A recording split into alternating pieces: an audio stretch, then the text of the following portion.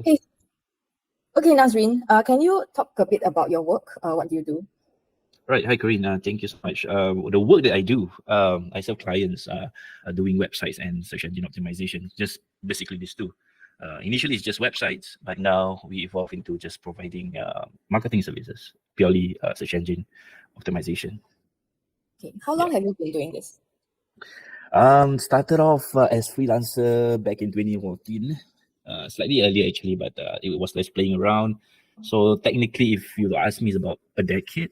But things got serious when I start getting freelance projects. That was like in 2016. I get, like a high ticket item project, and slowly clients start flooding in, and happened to get serious and open a company in 2019. So technically, officially, Accra registered 5 years ago, but have been doing it for about a decade. What were you doing before you were a freelancer? What was I doing? Is it? Actually, I used to be working in the call center in the bank, one of the biggest bank in Singapore. The red color. Yeah. So I don't find joy picking up calls, answering to people's moaning or frustrating, and I decided it needs change. So I decided to actually make a mid-career shift. Back then I was like about 27 or 26, or I can't remember my age back then, but I decided to actually use my expertise in polytechnic, because I learned games development, I learned IT stuff. So I get into web development and then refresh my coding skills, and intern as a web developer in one of the agencies. Okay. Were you always like doing like call center work, or did you try other kinds of jobs?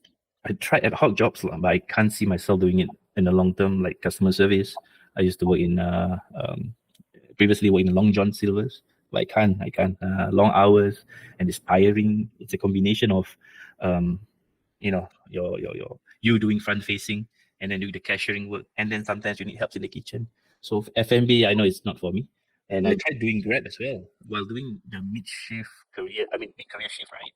I tried experimenting doing Grab, and that was like 2015 or earlier.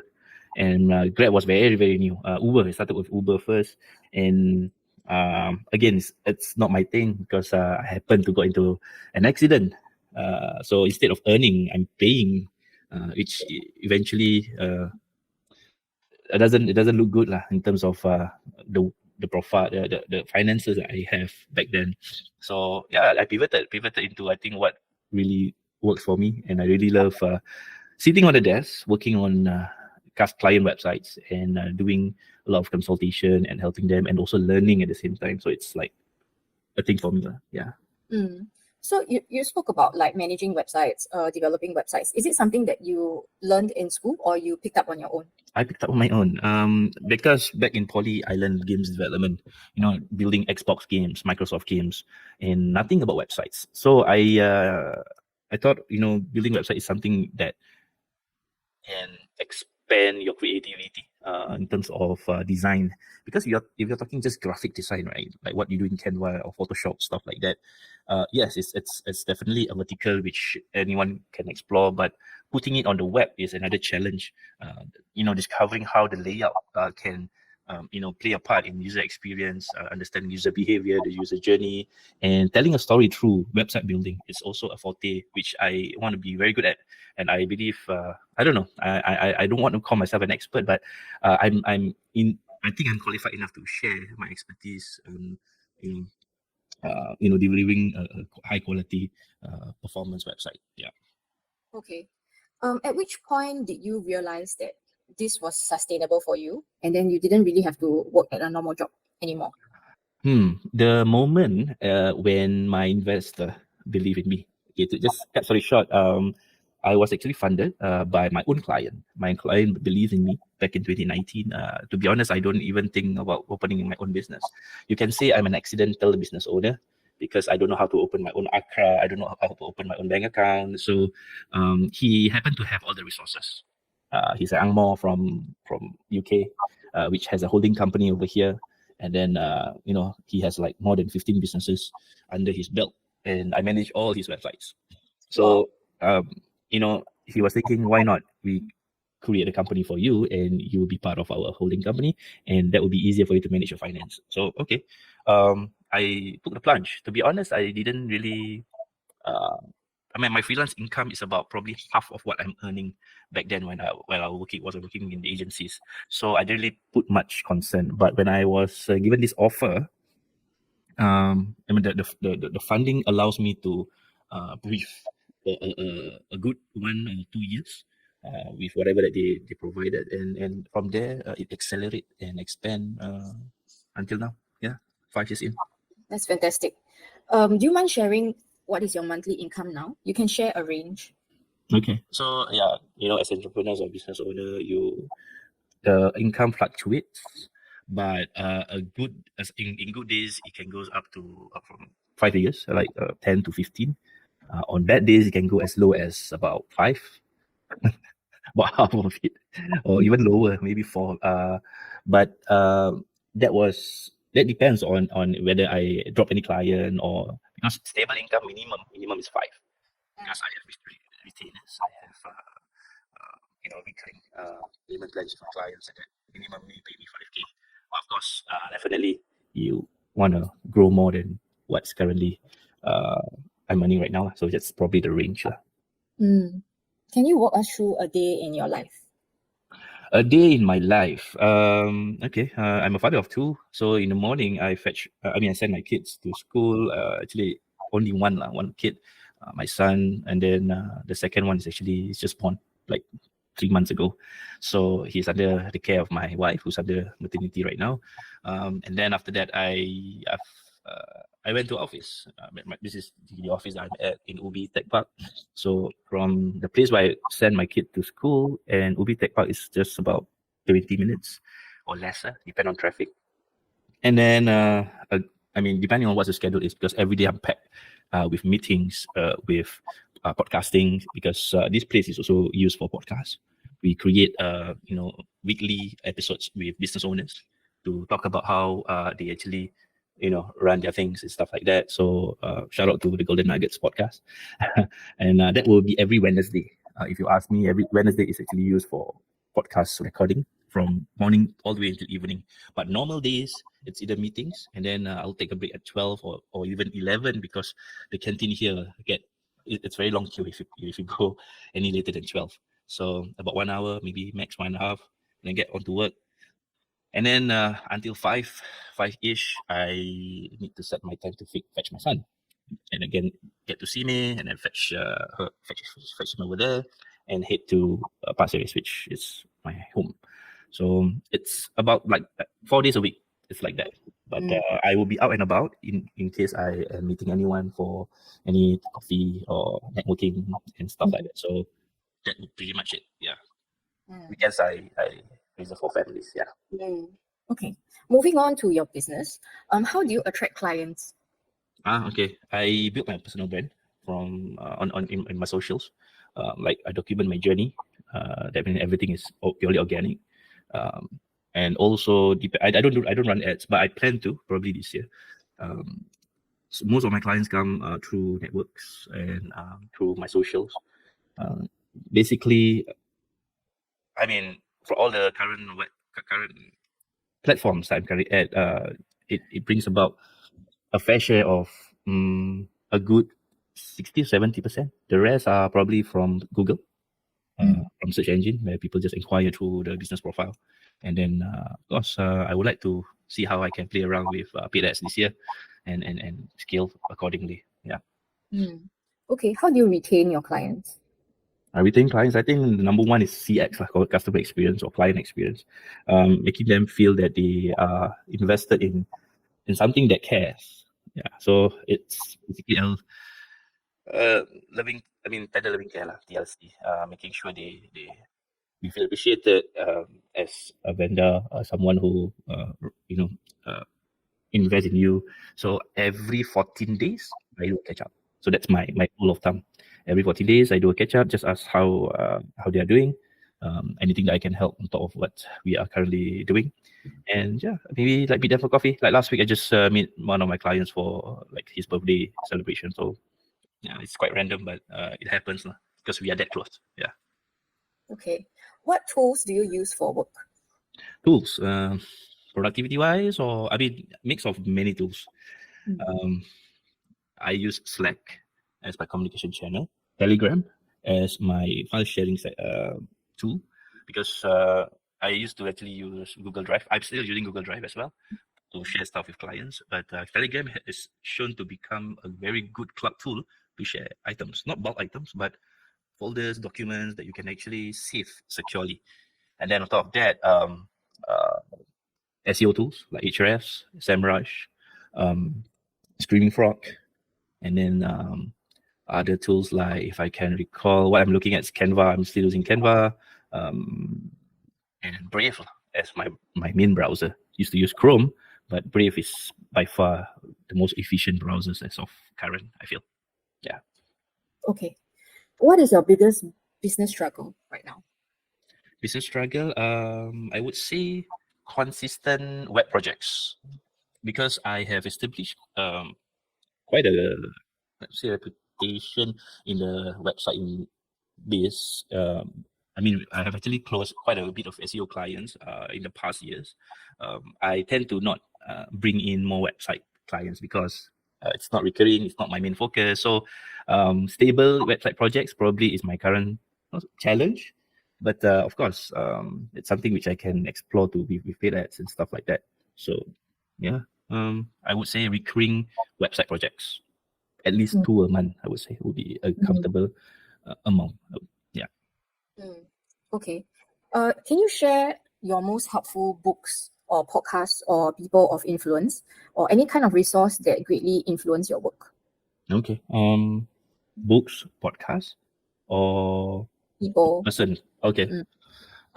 If I were to pick right out of the bat, because to be honest, I didn't read your questions up front. It's actually this guy named Pat Flynn. He is actually an internet marketer back then, about maybe a decade ago. He kind of like influenced me to start things online, and he made me believe that you can actually build a business around whatever that you have, which is the internet. So I put myself I challenge myself to actually start, something online in which people can see, people can buy, which is actually building websites and then make them profitable through.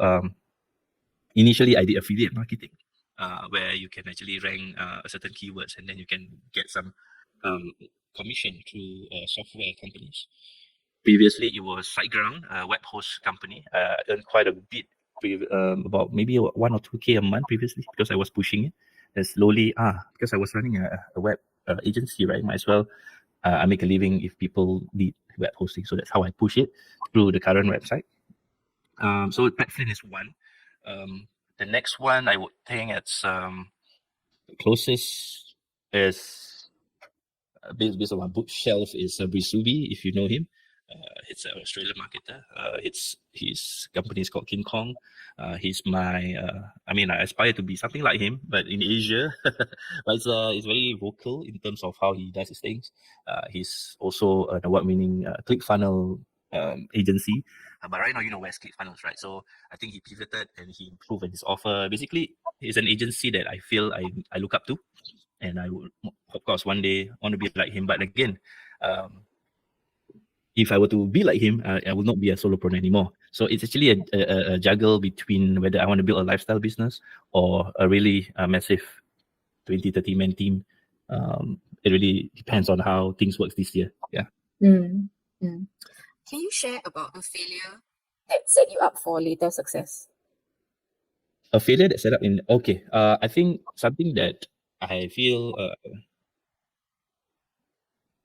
or any clients that drop my services, right? There must be a reason why. So I probably drop the reasons. Probably it's due to communication. It's due to probably the quality of work. So that will be my main pillar of um, feedback to make changes and improve on myself and my business offerings and services. other than that, I guess, yeah, every day is room for improvement. Every time I didn't get a project that particular month, I look into, my schedule, how many people do I meet, and how much do I close, and I reflect back accordingly if there's need to. So that usually be my routine every end of the month after payday. Yeah. Mm. Okay. Through your work, have you learned anything that is particularly helpful or advantageous? Helpful and advantageous. You see, with websites, right, you can almost do anything. A website can collect donation.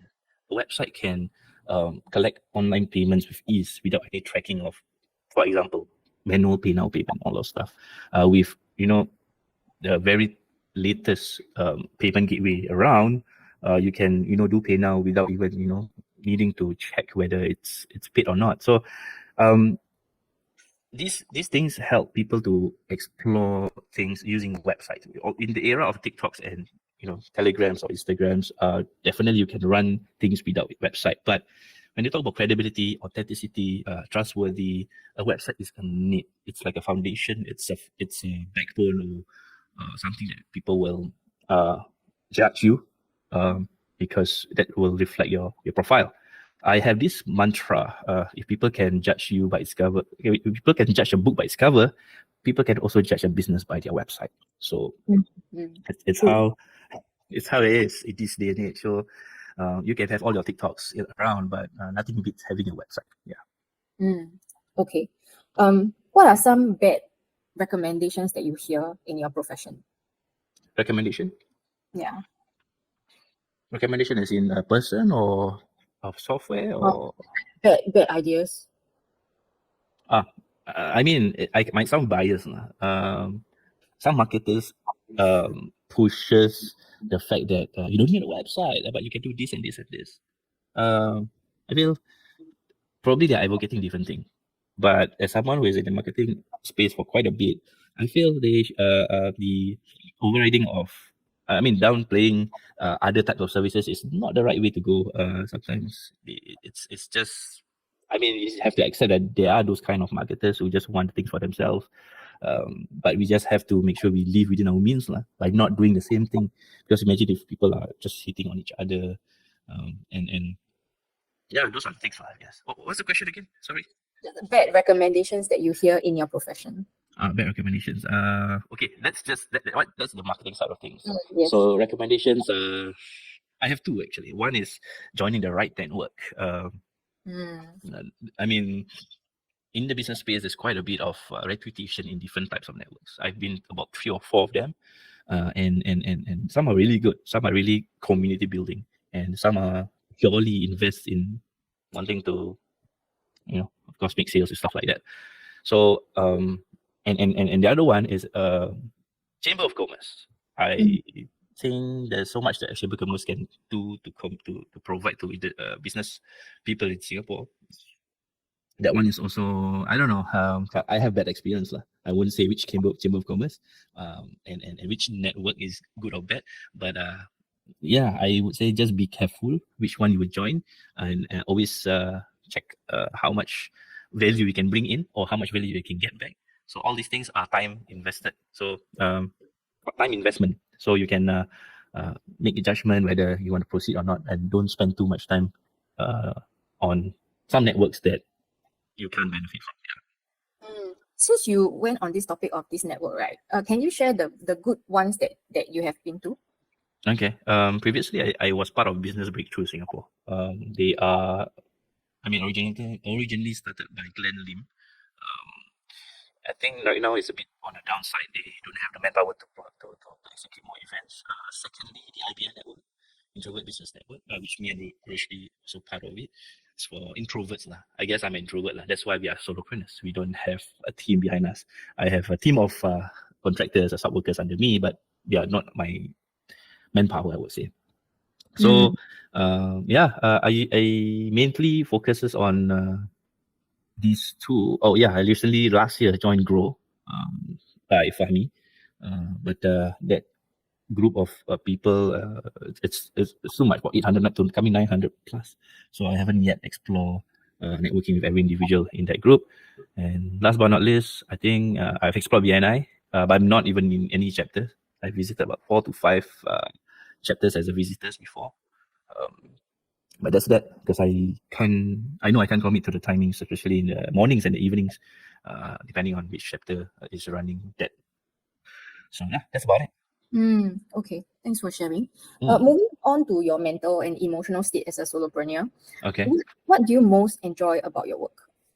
I enjoy the flexibility of managing my own time.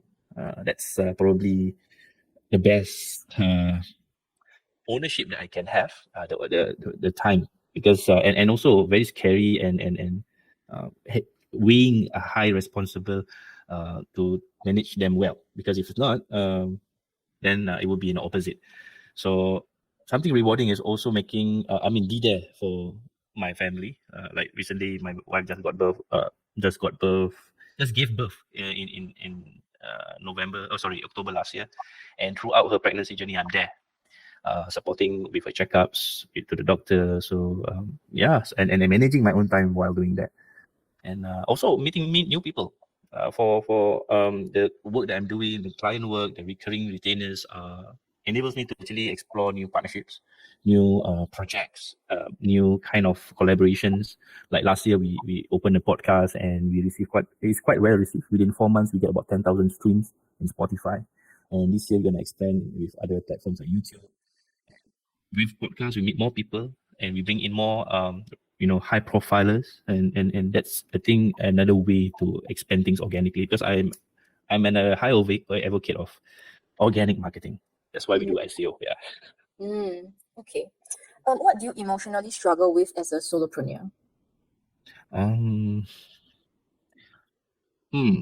Emotionally, I think the balance of um, spiritual well-being, as a person and as a father and as a business professional, because there's so many moving parts that I need to adhere to and to strive for, and everything goes in tandem. It cannot, I cannot be doing business and I'll be lacking as a father. So everything must go together. So maintaining that can affect a bit of some emotion, which I can sometimes struggle. But most of the times, I'll just counter it with a good breakfast, stuff like that, or a mini win celebration by treating the family, because it's not worth being sad about things for a prolonged time. You can do that. Probably I'll do a bit of, yoga, or a bit of, uh, you know, a bit of praying, I would say, because that's what will help me in spiritual state. Yeah. So other than that, yeah, that's about all that for me. Yeah. When you feel overwhelmed or unfocused, what do you Overwhelmed and unfocused. I don't know. My immediate reaction to that is to sleep, because you can't think anymore. There's so much things, right? You just leave it for tomorrow. There's always day for tomorrow. Because if you push it, I've once got into a really bad migraine, because I thought the body can handle it, but because the mind wants you to focus, the mind wants you to push it to probably working as late as 3-4 a.m. And then I don't know. Then the following day I got groggy and I can't myself, and that kind of affect my state of emotion, how I behave around my wife or my son or my kids, and I don't want that to happen again, because it's really bad. I don't want to see that side of me. How do you keep yourself motivated? How do I keep myself motivated? I guess what I do, you can see it right now, but I put a small picture of Bruce Lee at the back of the door, to always give me inspiration or motivation to work towards being the best out of what you do. You don't need to be, the champion of the world, but you need just to be the best of what you do. And I think Bruce Lee is a testament to that. And so far, until this current age, right, I can't really see someone who is exactly like him. So that's the reason why I put him as my mentor, or my mantra, my own figure to look up to. Probably can be like him one day, physically, or at least mentally, because his vision towards life is it's very extraordinary. Yeah. Mm. What's your key to success? My key to success is believing in I have this focus mantra, which is faith, family, and legacy. So key to success is making sure I don't go astray out of from these three components of life. You can have so many success indicators. Some say money, some say um, you know, I don't know, anything got to do with wealth lah. But for me, as long as I have built these three within my circle, it's really a success. Or like when I say faith or even legacy, it's already happening right now. So maintaining it, having it, I appreciate the moment I breathe the next day because I'm already having the success right now, not necessarily in monetary terms. Yeah. Okay. About your future plans, moving on to your future plans, do you see yourself expanding your business and hiring full-time staff? If yes, why? And then if no, why? Full-time stuff. I might want to think again, probably come Q3 this year, because that will dictate my future goals. Because I have a rough plan to exit in the future. So I'm not going to actually do this long term. As in my 50s, I thought of doing something more less stressful than client work. Because agency work requires a lot of mental thought process, and it's an engine that is ongoing, always ongoing. It will never stop unless of course they stop our service lah. So yeah, I have plans to exit probably in about maybe 5 or 10 years time. But if this year speaks about a good revenue by Q3, I might consider bringing in a full-timer to run the show, and I'll oversee things. And then it will be a brand that I can probably sell, or be a brand or company which I can work towards expanding into something that I can sell. So that's the ultimate motive. It's yeah, that's one. Yeah. Okay. I haven't asked this, right? Can you share with me your age now? I'm turning 36 this year. 36. Okay. So you have 15 more years before you retire in that sense. Okay, here's the thing about retiring, right? I consider myself retired already because I'm loving the things I'm doing right now. Because if you retire, you simply do nothing except for what, traveling or those kind of typical retiring activities. But my version of retiring is doing the things that you love, doing the things that you can do, have ownership in the things that you want to do. I about 80% there, 20% probably something that government controls, I guess. So I'm happy. I'm content with the situation that I am right now. So I don't really count the years of retirement because I am really retired in that sense. So I don't know. Do people say things like this in your show? I mean, this is because it's a personal interview. They can say whatever motivates them, whatever their direction is going. So yeah, like they do have their own dreams and goals, and this interview is about finding out like their future plans. So yeah, wrapping up, right? What's your advice for other solopreneurs who just want to get started? Get started. Find themselves a voice, because whenever I'm selling, when I got started with my service, right, I feel like my message not sent across properly. So if you ever want to start a solopreneur business, know what you stand for, the principles that you believe in, because that will dictate the type of culture or the type of relationship that you will be building with your clients or your customers. So I would say start with your own personal brand, make people know what you do, then probably build a community if you can do that, and then start doing things that can value add or benefit or help or provide solutions for people, because that's what business do. Other than that, for a start, slowly, because I think time also plays a part in building a sustainable solopreneur business. Yeah. Is there any advice that you think they should ignore? Ignore the naysayers lah. It's as a cliche as it sounds. People, especially family members, they tend to bring your hopes down. Believe in what you research for. Even if, I mean, whatever that you do, you need to make sure you do things with calculated risk. If you want to invest yourself in doing solopreneurs, what's your threshold like? What's the maximum that you can do this for, that can sustain you financially? If not, then have a backup plan B. go back to the workforce. But solopreneurs are best because you do things yourself. You can manage things yourself. If you want to start, don't quit your job immediately. Have it as a side business. Hopefully I don't know if that's considered moonlighting, then you need to do it quietly until it's enough to open new doors. Like for me, some people say that, you need to have, to make your freelance business or your side business more income than the current one, right? But for me, it's not necessary that. Like I mentioned, it's only half of what I'm earning back then in the agency. So what opens the opportunity is my client in my freelance business funded me. So it opens more doors for me to, bring myself out there, open a business, and then create more opportunities. Yeah. The part where you mentioned about family was something that came up with other solopreneurs that I interviewed. Because the family members, they would say things like, oh, you should just get like 9 to 5. You should just get a stable income, that kind of stuff. Which is true because they say these things out of concern. Yeah, it's true. Once my wife asked me to get a real job. Then what does that real job means? Because she's in the government sector. So we kind of like balance. I'm someone who loves to take the risk. And then she's the one who earn a fixed 9 to 5 salary.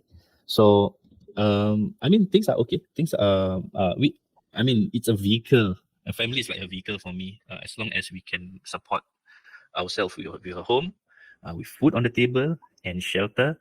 Home is a shelter lah, and of course to grow lah. As we are currently a family of 4, maybe in the future family of 5 or 6. I'm not sure, but the ultimate goal is to grow, to be a better person, to think positively.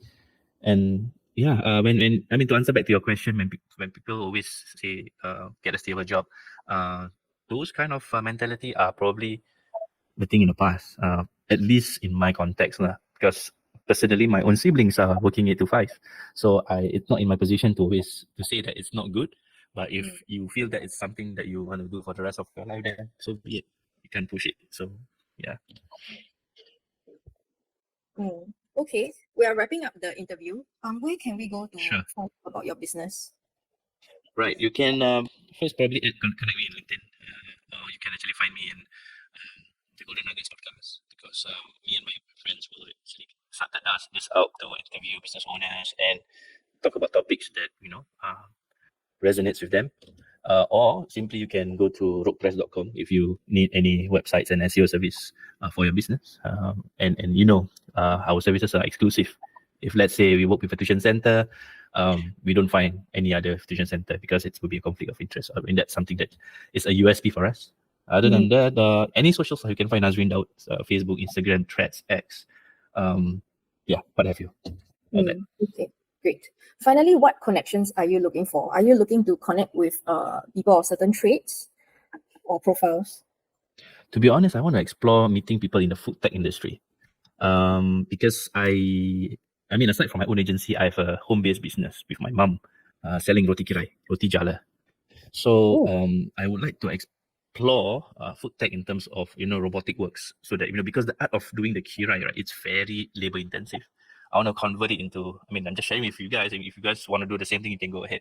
But it's like, imagine someone doing the kirai and then have everything all set up in a machine. That will speed up the process like 10, 20 times more. So I'm also in plans to open a shop for this HPB, because our earnings are beyond our capacity, because it's really winning in SEO. Because all our competitors are in Instagram and carousels, but we win in SEO. We are number one. If you type roti kirai Singapore, we are number one, and we get orders and influx of orders. And you have to reject 70% of our orders because my mom can't do much. So these food tech industry professionals would really help us. I've actually connect with a few, but not exactly to the need that I want. So it needs to be someone who have actually done it, then probably show me the way. Yeah. Okay, that's quite an interesting ask. Yeah. Okay.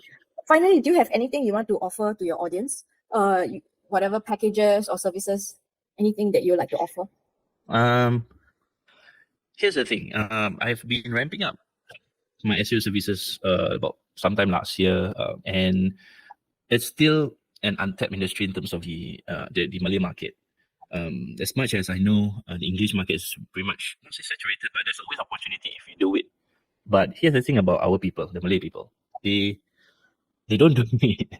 And as much as SEO is a term that people kind of know, but they don't really know it. So I am offering something which I haven't actually announced yet in the public space, but probably this will be the first time that anyone will hear. Probably a simple peer group, peer-to-peer group, peer-to-peer group for SEOs.